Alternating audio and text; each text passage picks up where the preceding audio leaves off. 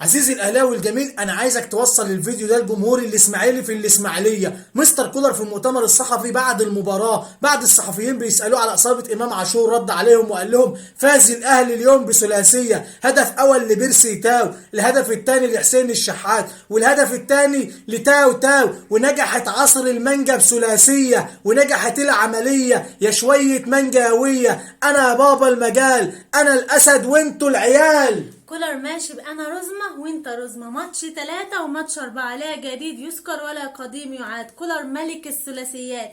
ألف مبروك يا أهلاوية. بتحبني طبعا يا حياتي. بتحبني هو بقولها يومات. بتحبني هو بحب جمالي. احلى اهلاويه واحلى فوز النهارده، الف مليون مبروك لجمهور الاهلي الكبير. يلا يا اهلي فرح الاهلاويين. اوعى تزعل يا امام يا عاشور، والله العظيم دموعك غاليه علينا وما كناش عارفين غلاوتك كده عندنا. بنحبك يا امام. انا ميمو يلا.